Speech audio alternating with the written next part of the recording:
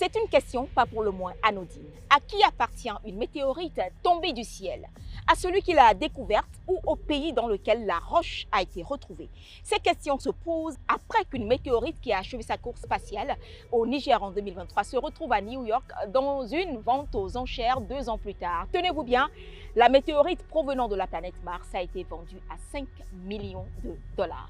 Ayant appris la nouvelle, le Niger, lui, annonce l'ouverture d'une enquête sur cette affaire. Oui, il ne s'agit pas de n'importe quelle météorite. On parle ici d'une pierre spatiale tout droit venue de la planète Mars après une collision. La pierre pèse 24,5 kg et mesure 38,1 cm. Son nom, le NWA 16788. Pour vous donner une idée, elle est juste un peu plus grande qu'un ballon de football. Elle est considérée par des experts comme la plus grosse pierre spatiale de la planète Mars jamais récupérée sur Terre. Mais alors, comment une météorite trouvée en plein Sahara au Niger a pu atterrir aux États-Unis puis a été vendue à environ 5 millions de dollars à New York? Pour dissiper ce mystère, les autorités nigériennes ont décidé d'enquêter. La roche de type sergotite a été découverte précisément dans la région d'Agadez par un chasseur de météorites dont le nom n'a pas été révélé. La météorite n'a pas été déposée dans un musée ou un laboratoire national, non. Elle est passée par un circuit international. Plusieurs sources médiatiques citent l'Institut d'astronomie de Shanghai en Chine pour identification. Ensuite, l'Agence spatiale italienne de Rome.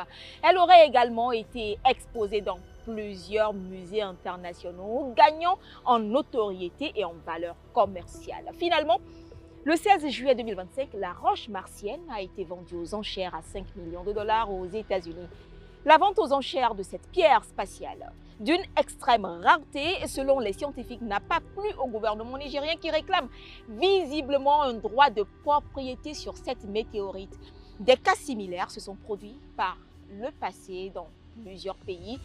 Et de sources judiciaires, une météorite tombée du ciel est un bien sans maître, donc sans propriétaire. Trancher l'affaire sous cet angle se révèle complexe, surtout s'il faut déterminer s'il appartient à celui qui l'a découvert ou au pays dans lequel il a été retrouvé. C'est d'autant plus difficile lorsque le pays qui réclame un droit de propriété ne dispose pas d'une législation stricte en la matière et que le bien est entré dans le circuit international. N'empêche, le Niger considère cette affaire comme un trafic international illicite.